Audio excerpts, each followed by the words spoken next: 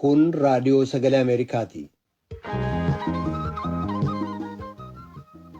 Raadiyoon sagalee Ameerikaa wixataa jalqabee haga Jimaataatti galgala keessaa sa'a lamaan walakkaa jalqabee haga sa'a sadiitti meetir baandii 22-25-31 irratti Waashingtan DC irraa kan dabarsu sagantaa afaan Oromoo amma jalqaba.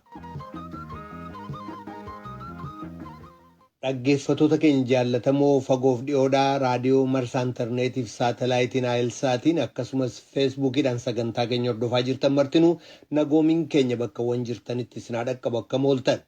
Kamisa caamsaa 6 bara 2021 akka lakkoofsa Itoophiyaatti immoo eebla 28 bara 2013 keessummeessaan keessan irraan namoo daandiiti.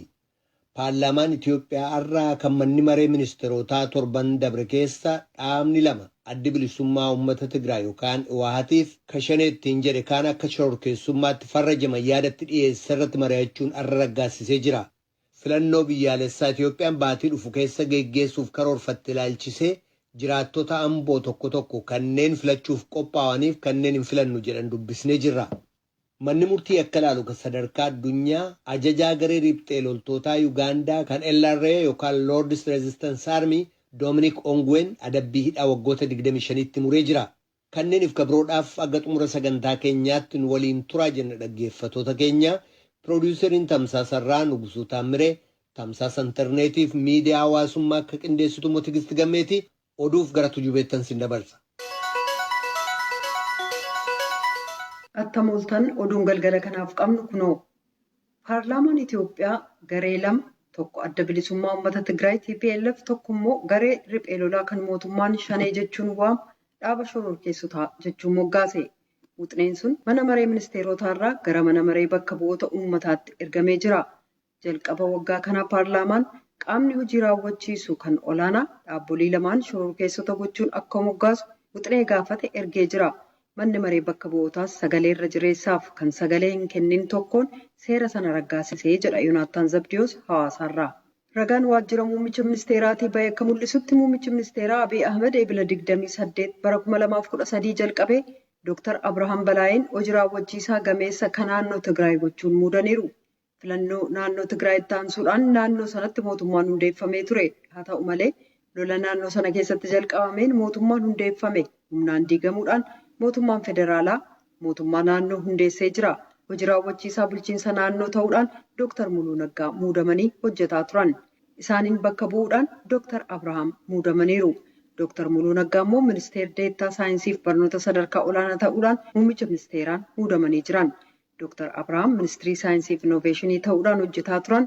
Sababaa Dr. Muluun aangoo irraa kaafamaniif karoorri bulchiinsa Saharaa inni itti aanu maal akka ta'e hubachuuf hoogganoota yeroo fi kan naannoo biraa odeeffannoo argachuuf yaaliin irra deddeebi'uun goon hin milkoofne jedha Lugeetaa Tsibahaa Maqaleerraa.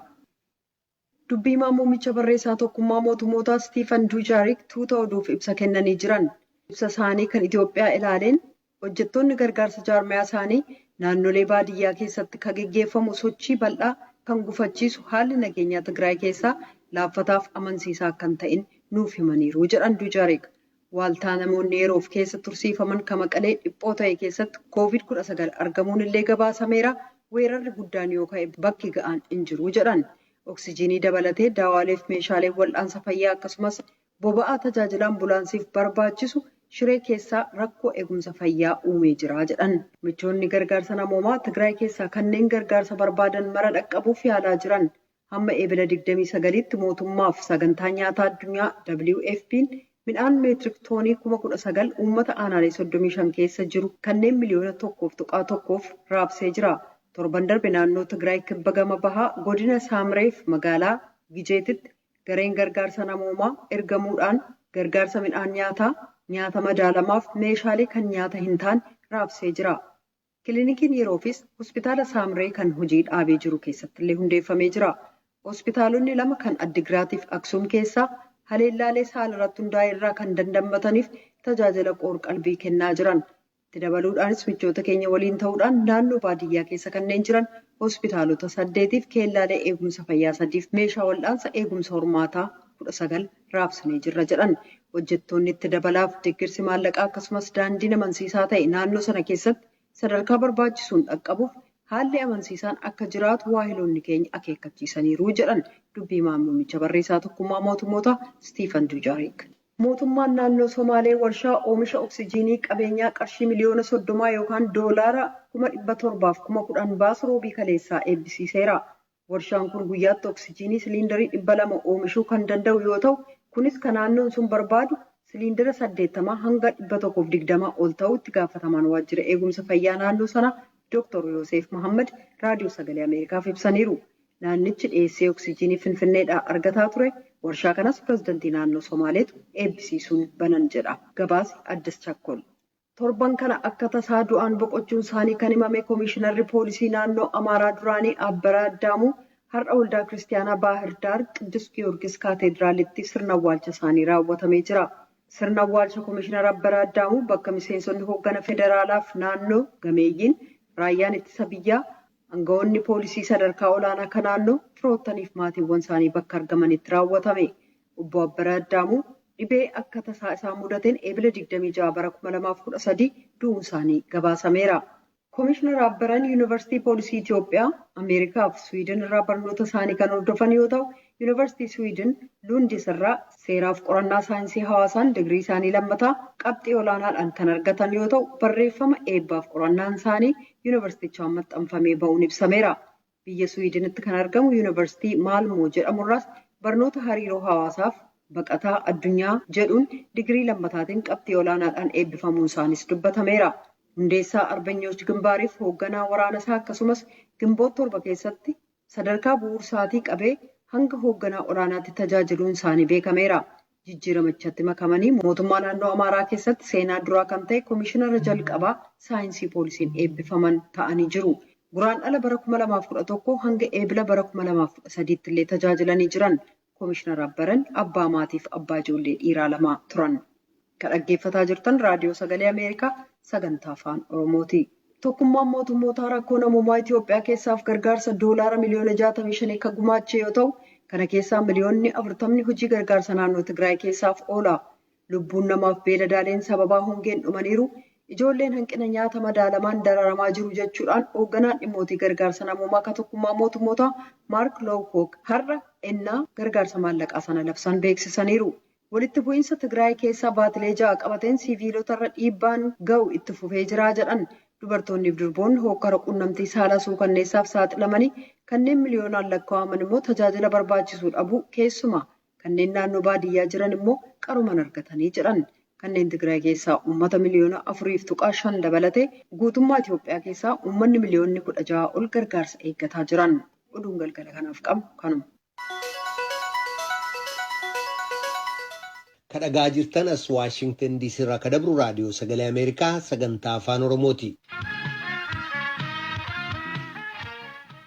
Manni murtii akka ilaalu kan sadarkaa addunyaa ICC'n kan loltuu ijoollee tureef gara ajajummaa garee riphxee loltootaa Ugaandaa LRA yookaan Lord's Resistance Army jedhamutti guddate Dominic Ongwen irratti hidhaa waggoota 25 muree jira. Adabbiin kun kan abbootiin alangaa yaada dhiyeessan ol ta'eyyuu murtii hidhaa umrii guutuu kana bukaatooleen maatii miidhamtootaa gaafatanii gadi jedhama. Gabaasaa Liisaa Biraayant Bafiqaaduu Morodaatu dhiyeessa. Murtiin kun kan irratti darbe Dominic Ongwen yakka waraanaa fi yakka farra namummaa irratti raawwateera jedhamee himannaa irratti dhiyaate 61. Kunis dirqisiisanii gudeeduu, reebicha, ajjechaa fi ijoollee ukkaamsanii fudhachuudhaan. Dominic mataansaa ijoollummaa isaatti garee riphee loltootaa Lord Resistance Army nama Joseph Kony jedhamuun hoogganamuun butamee nama lolatti makame ta'uun isaa beekameera. Abbaan alangaa mana murtii addunyaa yoo xinnaate hidhaa waggaa 20tiin akka adabamu yaada dhiyeessee ture. Abukaatoon himatamaa bakka bu'ee dhaabbates hidhaa waggaa 10 gaafatee ture.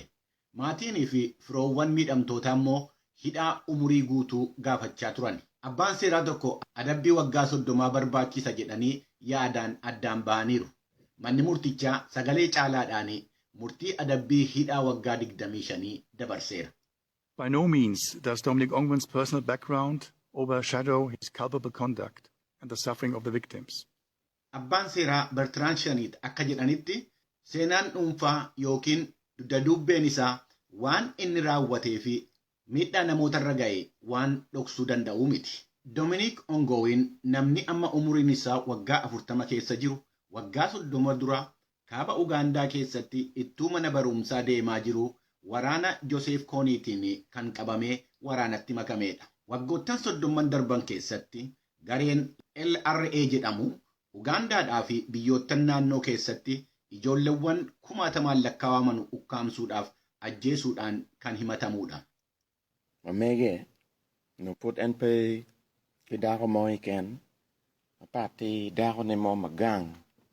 Ongwen kanaan dura muuxannoo isaatii fi waan isarra gahe mana murtichaatti dubbachaa ture. Akka inni jedhetti dhiiga namoottan yeroo jalqabaatiif inni ajjeeseen makanii akka nyaachisaa turan himatee ture.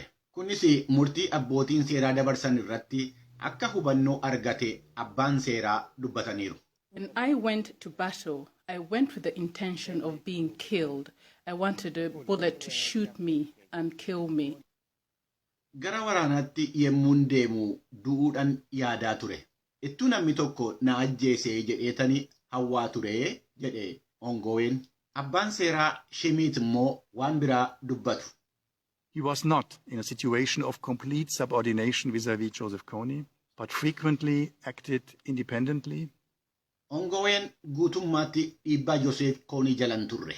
Ajaja Joseph Kony mormaa of danda'ee socho'aa ture. Dhaabicha dhiisee ba'uudhaafis haala mijaa'aa qabaa ture jedhaniiru abbaan seeraa. Ongwen bara 2015 biyya Riippaabilikii Afrikaa walakkeessaa Central African Republic keessatti humna addaa Ameerikaa Joseph Kony adamsuudhaaf bobba'een qabamee mana murtii yakkaa idilee addunyaatti darbee nama kennameedha.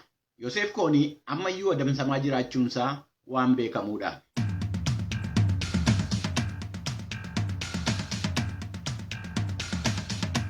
Kun raadiyoo sagalee Ameerikaa sagantaa afaan Oromootti dhaggeeffattoota keenyaa qophii itti aanutti ceena.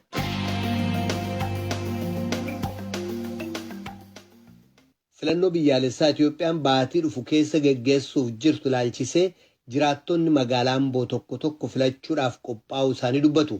Warri kaan immoo hin filannu jedhu. Paartii siyaasaa nuuf ta'a nuuf hojjeta jennu ni filanna kanneen jedhan namoonni tokko tokko akkuma jiran sababaa paartiileen morkattootaa hedduun filannoo kanatti hin hirmaatiniif hin filannu kanneen jedhanis jiru. Naakoor Malkaatu yaada jiraattotaa haga tokko walitti qabee Amboorraa nuuf erge. Kunooti. Tigistii Bashaan jedhama. Iddoon jiraadhu magaalaa Amboo keessaa. Ani kaardii filannoo immoo hin fudhanne amma ammaatti garuu nan fudhadha. Nan filadhaa jedhee yaada. Isaan filadhu immoo akkanaaf hojjetu akka ijoollee koobbana balbala hojii akka banamu biyyi keenya akka guddattu akka waaqayyoo akka nuuf yaadee biyyittiin kun akka guddattu akka iddoo gaarii geessu ijoolleen keenya akka hojjaa argatan akka nagaan baanii gallu akka hojjannee jiraannu kanan filadhaa sammuun gidiyaa waaqayyootu nu godha. Waa'ee maqaa kiyya nan dhisa. Haala amma filannoo jechuudhaaf namoonni filaman I think Oromiyaa keessatti namoota filattu hedduun yookiin keessatti argameera filannoo jedhamu kan danda'u paartileen adda addaa jechaadha. Kanaafuu paartileen adda addaa bakka hin argamne keessatti abbumti jiru sana filachuuf ta'a taanaan filannoo jedhamu waan hin dandeenyuuf filannoo naannootti fakkaatee fudhachuu hin deemne. Filannoon garuu barbaachisa jedhee amantaa guddaa qaba. Namoonni paartiin filannoo kana keessatti moriin hirmaannee maaliif hin hirmaannee waan jedhuuf tokkoffaa paartiin kamiyyuu rakkoo keessallee ta'ee otoo filannoo keessatti hirmaate fedhii guddaan qaba ture. Sababiin isaa uummanni rakkoo keessa jiraate paartii barbaadu sana filachuudhaaf bu'aa barbaadu sana argata ture. I think namoota nu jalaa jedhame jedhanii paartiin adda addaa himanna adda addaa ni dhiyeessu ta'uu danda'a garuu paartiin tokko nama filatu sana qofa miti kan qabu bakka buufachuu danda'a ture jedhee tanan yaada akka kiyyaatti. Kana gochuu dhiisuu isaaniitiin miidhaa guddaatu uummatarra qaqqabee jechaadha. Maaliifuu paartii filatu dhabuunsaa uummanni rakkoo guddaa ta'a. Kanaaf kun xiqqooshii filannoo irratti dhiibbaa guddaa uumeera. Osoo maal guutameera ta'e filatti turtan? I think Oromiyaa keessatti paartiin adda addaa jira. Fedhii uummataa sana eegdee filannoo uummanni kan barbaade mootummaa sana akka kaawwatuuf hin guddaa filannoo kan barbaachiseef malee paartiidhuma tokko dhaabanii paartiin tokko deebi'ee filannoof hin dhiyaata taanaan maaliif filannoo jechuu barbaachiseere. Kanaaf otoo paartiileen adda addaa paartii maqaa Oromootiin hundaan kan akka kafaa'oo ta'uu danda'a, abaawullee ta'uu danda'a, uummatichaa fi hojjenna jedhanii yaadan paartileen sun otoo as keessatti dorgomanii jiraatanii filannoon kun filannoo gaarii, filannoo fudhatamaa ta'uu danda'a.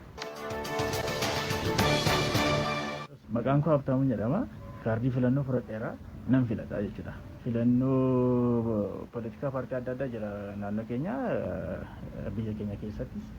Kanaafuu poolitikaa paartii anaaf biyya keenya hin hojjeta hin ta'a jedhee hin amane nan filadha jechuudha. Isa kamiin eenyuun dorgomsiistee filachuuf yaadde? Poolitikaa paartii Oromiyaa keessatti kan socho'u akka biyyaas akka Oromiyaa keessattis jiru garuu baay'inni isaa akka barbaachisaa deemaa hin jiru natti fakkaata. Poolitikaa paartiin adda addaa mircaa filannoo keessatti baay'ee natti fakkaata garuu jiru ammas jiru baay'inni isaa irratti garuu xiqqoodha.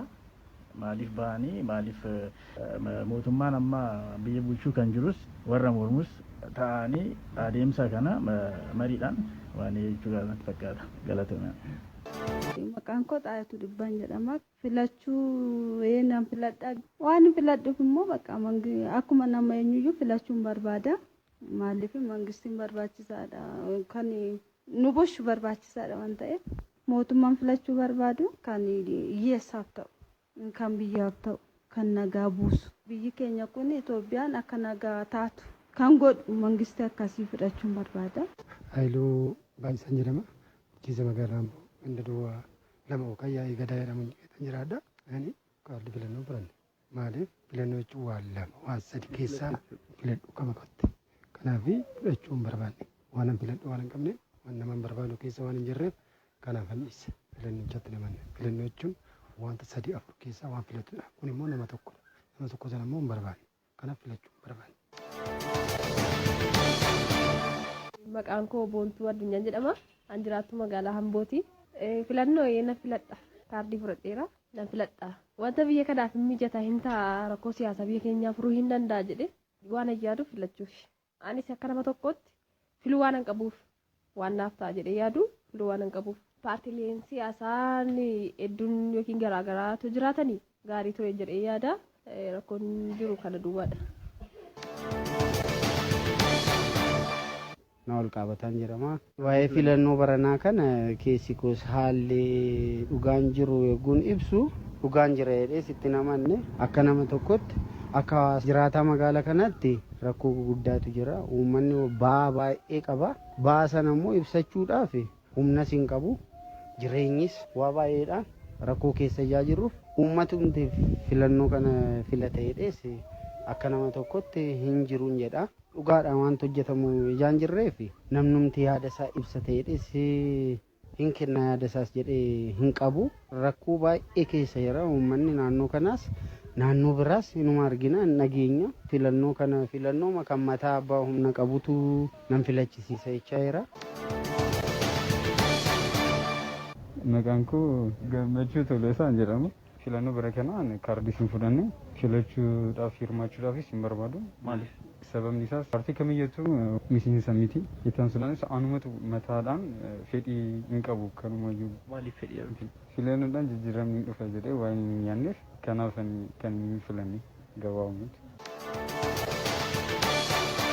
Duraan dursee Sintaayyeen jedhama. Sintaayyee Guddisaan jedhama. Kan hin fudhadhu immoo naa ta'ee wanta filadhu tokko nan filadha jechuudha. Yaada sammuu anaaf anan beeku. Kan nageenya biyya kanaafis ta'ee boruu ijoollee koo fi biyya kootiifis saba koo hundumaaf naa ta'a kan jedhu nan filadha. Kan dhagaa jirtanas Waashingtan DC irraa kan dabru raadiyoo sagalee Ameerikaa sagantaa afaan Oromooti. Dhaggeeffatoota keenyaa qophii fayyaa irraa keessatti kan kamisa torbanarraa dhiyeessuudhaaf qopheessinee rakkoo teeknikaa nu mudate irraa kan ka'e raadiyoo saatalaayitiin hin tamsaasamin hafesniif dhiyeessina. Biiroo Eegumsa Fayyaa Oromiyaatti Daayireektara Barnoota Fayyaaf Koominikeeshinii Kataan Narsi Saadaa Ahmed isaan dabalee maatiin isaanii guutuun vaayirasii koronaan qabamanii akka turan torban lamaanarraa ibsanii turan. Waa'ee dhukkuba COVID-19 muuxannoo arganne uummataaf yoo irra wal barsiisuu ta'a jechuudhaan keessummaa keenya kataan Narsi Saadaan kutaa lammataa akka ta'e qophii har'aa keessatti haala jalqaba ture ibsuun eegalu jaallanneetu dubbise. Waggaa xiqqoo fooyya'aa dhufte nyaataas nyaachuu qabda. Waan dhugu kanaas dandamachuudhaaf fudhachuu qabda. Amaluma COVID irraa nama tokko akka funyaan isaa kun shufkaata akkallee hin dhageenye godha. Akka dubartii ammaan tana garaa qabdu yoo nyaata tokko naa fidanii foolii nyaata tokkollee tuunfe. Tattaaffii ogeessi fayyaa godhu sanii caalaa dandamattee dastee haaduudhaaf tattaaffii godhachuu waan qabduuf jecha nuti siyaa akka ogummaatti sanuma waan gorsinuuf akkaan dandamattuuf tattaaffii godhaatiin ture. Sana booda haasootumaan hospitaala jiru argamsuun na dhiisee wayyaa'een maan tana oksijiinis narraa baasanii nagayaan ta'e xiqqoo. Guyyaa meeqa turtan hospitaala? Guyyaa 11. Sana booda hoggaa hara manaatti qoratamuu qabda. Niin qoratamee hoggaan qoratamu ammaas poozitiividha bu'aan qorannoo fayyaa. Manattis ijoollee kiyya hoggaa qoratan maatii kiyya hoggaa qoratan istiin isaanis poozitiividha. Guyyaa 2 tureechi booda hospitaalaaniin bahee mananiin dhufee hundi keenyaa of eeggannoo barbaachisu godhaatuma mana keessa turre. Sana booda wayyaa dhufuus garuu maaliif itoonni rakkisu COVID irraa hoggaa dandamattu hin qabdu ni dadhabdaa almost eega COVID na qabe ji'aa fi walakkaa gaheetiin jira garuu hanga ammaa ni dadhaba. Waa'ee COVID afaaniin dubbachuu muuxannoo isaatu hin qabaatiin amma immoo fi keessaniyyuu qabamtanii waan jiru argitan addaddummaan isaa akkam? Baay'ee garaagarummaa qaba.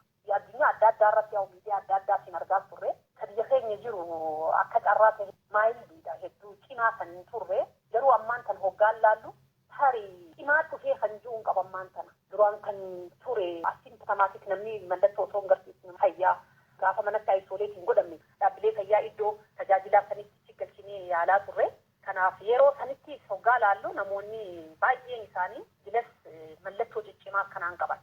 Haalammaan tanaa kanatti irra baay'een maan tana namoonni COVID hin qaban mallattoon isaa cimaadha. Dubbiin isaa jechaadha. Sanii alattis namoonni baay'eenis du'aa jiran akka Itoophiyaatti wal'aantu taate. Duraan guyyatti nama 1 du'aa, nama 2 du'aa, torbaanitti nama 4, nama 5, nama 6 jechaa turre Oromiyaatti hin turu. Amma immoo namni du'u baay'ee ol ka'aa dhufee jira. Namoonni qabamus hangasuma takka ol ka'aa dhufee jira.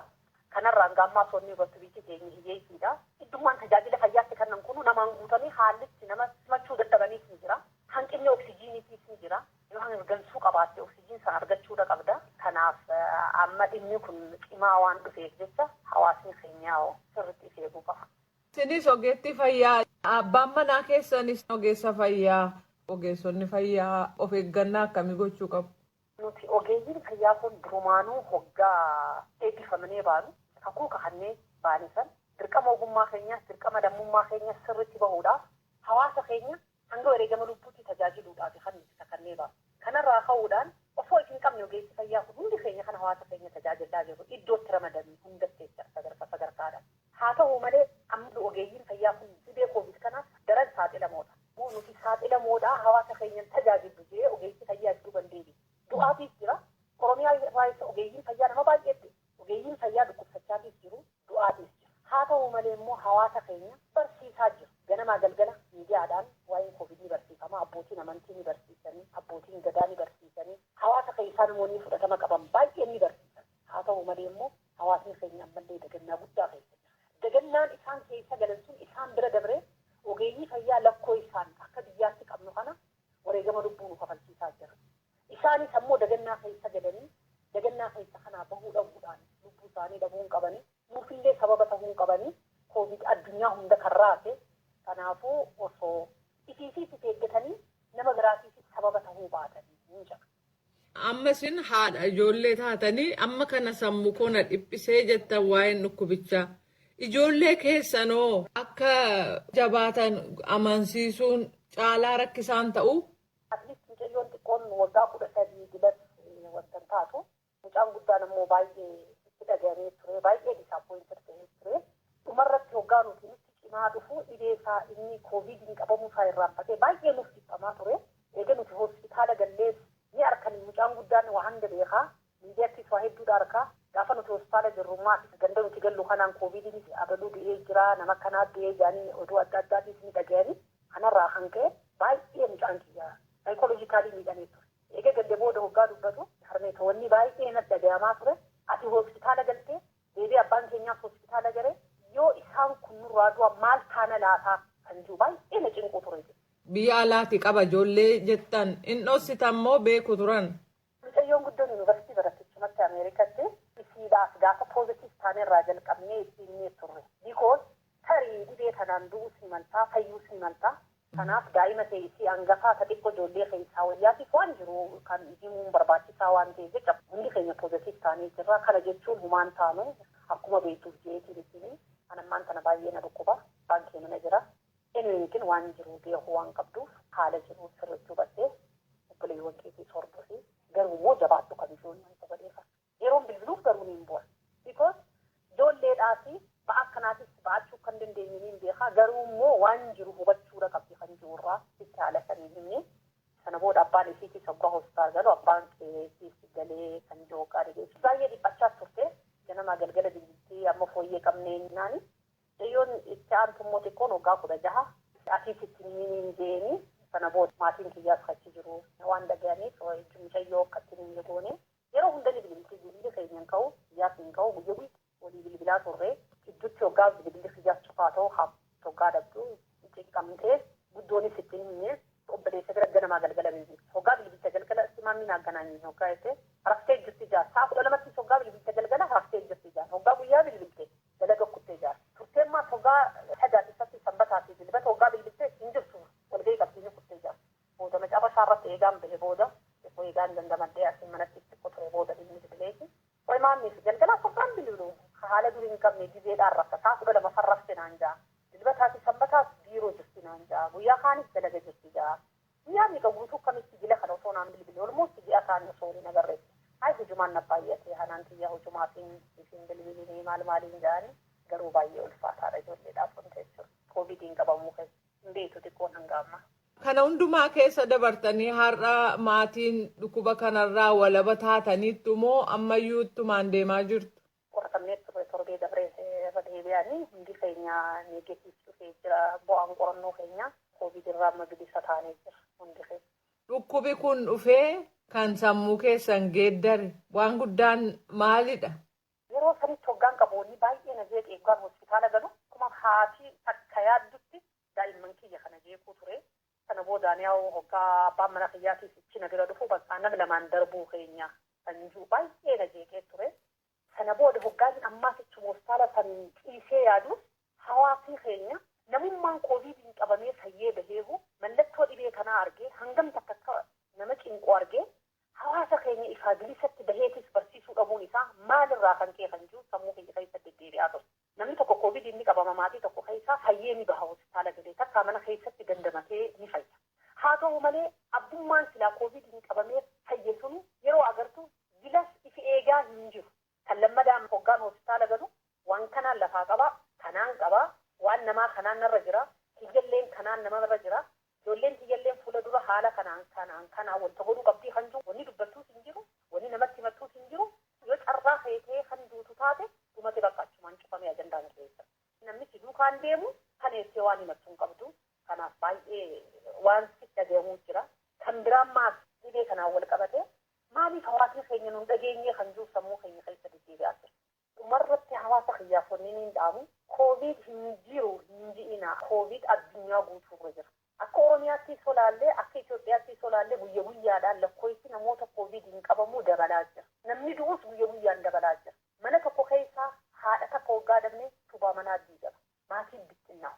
Maatiin bittinnaa'uun sun rakkoo fayyaa qofaan rakkoo hawaasummaa. Daa'imman sun daa'imman abdii boruuti dirreerra facaatu. Daa'imman haadhaa fi abbaan qabne maas guddattee lammii boru biyya fudhatti taata jettanii yaadina.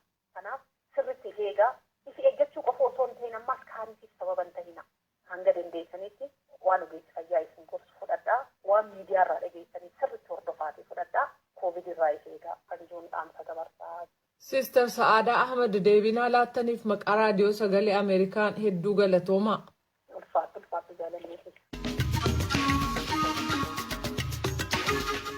Raadiyoon sagalee Ameerikaa galgala keessaa sa'a 2 walakkaa jalqabee haga sa'a 3tti meetir baandii 22 yookaan kiilooherzii 1765 irratti meetir baandii 25 yookaan kiilooherzii 1040 irratti akkasumas meetir baandii 31 yookaan kiilooherzii 12485 irratti wixataa hanga jimaataatti qophii afaan Oromootiin dabarsu asirratti raawwata.